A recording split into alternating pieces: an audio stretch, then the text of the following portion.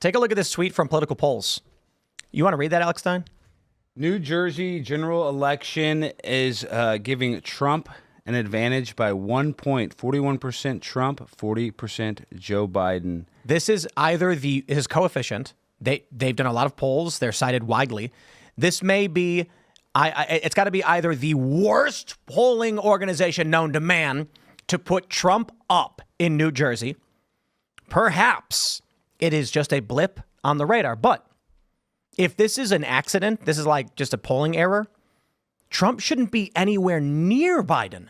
New Jersey's like D plus 20 something. Well, how many people went to his New Jersey rally? Wasn't it like 100? That's South Jersey. Mm-hmm. And it was, they estimate like 100,000. So even if this is in the margin of error, that is wild. And now it may be their poll is spot on. Trump is winning in New Jersey. There were Gen Z kids at that rally in New Jersey.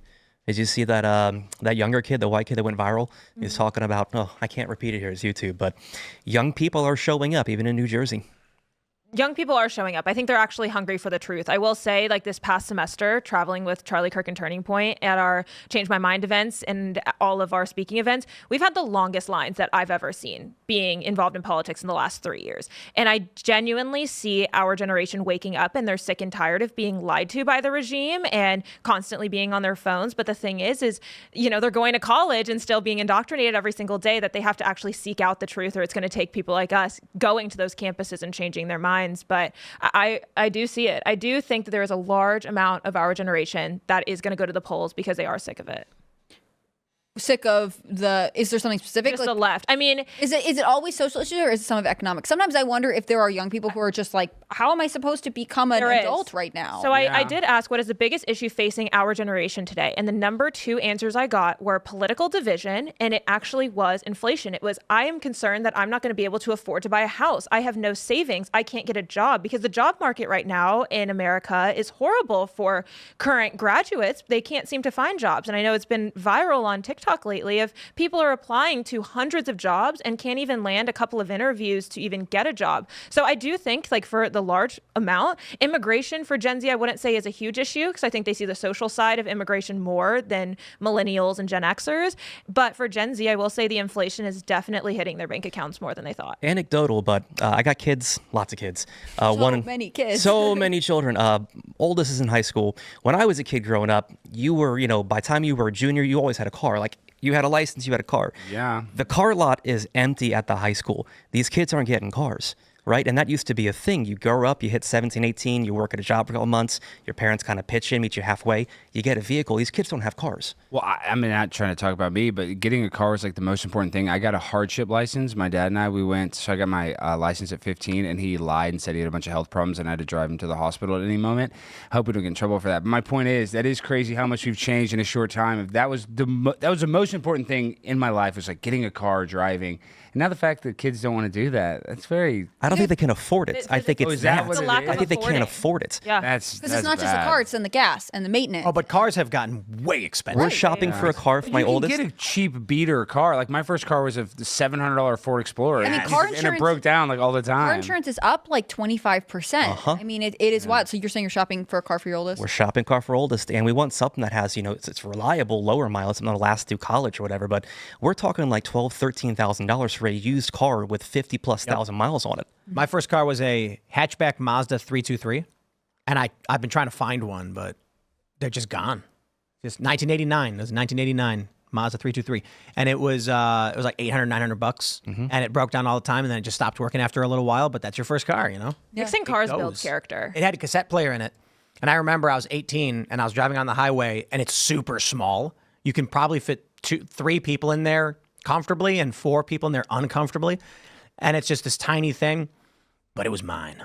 Yeah, I think that I mean, it's sort of an American thing because we are a more driving culture than other countries, but like getting your license and being able to go and being able to either go to a job or your friend's house or things that you're interested in, like it is a big goal for a lot of teenagers. I had a lot of friends who, when we were in high school, their grandparents passed and they inherited their car, and it was a way to just get started. And it's not like it's super cool, but it's also like allowed them to begin to do all kinds of things, pursuing interests, whether it's professional or just on the side, art, whatever it is. And the fact that teenagers are already hitting this barrier. I can't imagine being a new graduate or someone who's coming out of the trades being like, I would like to buy a home. I would like to start a family. I would like to start saving for a cool trip, and just feeling like you could never do it. That sort of hopelessness is one of the things that I think the economic issues has a severe impact on the younger generations. When you're older and you've had some savings, you go through a hardship, like it's tough, you don't like it, you're stressed. But being able to be like, anything I want right now, I can literally not achieve because I can't afford it, it's devastating. People just starting cat families. I'm not even joking. Like, it's like these young people are like, I can't afford anything, and they get a cat. Yep. I can't hate on that, but what's really I'm not hating on cats are great. I'm just saying, like, they should be having babies. But there's like, They're where not. do you put the babies if you don't have a house? And they can't afford a house Right. anymore. I mean, the median price change from 2020 just to 2024. I mean, what you used to be able to afford with a $60,000 salary, you need now double that. And the kids don't have savings. Like me, myself, I'd love to buy a house right now. And I think that's why our marriage rates have dipped and why the birth rate has dipped, is also because people are so concerned about affording it. That's why women continue to work and slave away in the corporate world. Is they're like, how am I going to afford it? Or do OnlyFans now. Every girl's doing an OnlyFans to make money, which is like another part of our society why it's like degrading so much, because the girl's like, I don't know how to get a job. Okay, well, I can show my boobs and make, $5,000 a month or whatever it is. But not everyone And has we good have- boobs. Yeah, that's true. You But know? I don't know if you even have Every to. guy will wants say- that. You know what I mean? I saw a story of a girl who tried OnlyFans and she ended up losing money because nobody was actually subscribing to her, and she was sold this false reality Yeah. by the 1%ers saying, go on OnlyFans, you'll make a ton of money, it's worth it. And she ended up selling just her body to these men and not actually being able to afford a living. And now she's like just I think working it's- a desk job. I think it's China. China. I know. Yeah, I think China. if I was working in cyber command of the U.S., I'd be like, we want to get as many of our adversaries' women quitting their jobs and being degenerates, because it will depress their economy, it will slow growth, and it will distract and steal resources from men. The women producing sexual content will not be adding anything substantive to the economy. So that means you are shifting production towards something that can't benefit them in the long run, and it will build bad behaviors. It will depress their fertility rates. It is the best psychological attack on a nation. You're exactly right, because the fentanyl crisis is coming straight from China. Imagine if every woman on OnlyFans instead was making birdhouses, right?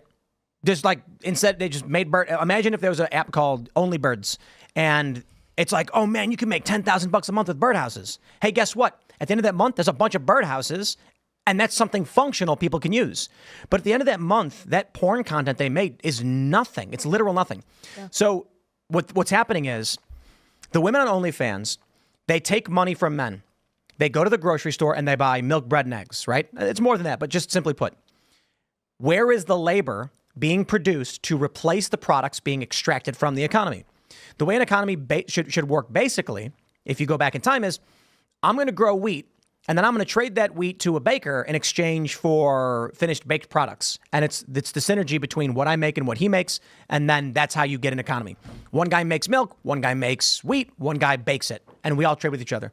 If some dude shows up and he starts just shaking his butt and everyone starts giving him money, then he buys all the baker's goods, all the farmed goods.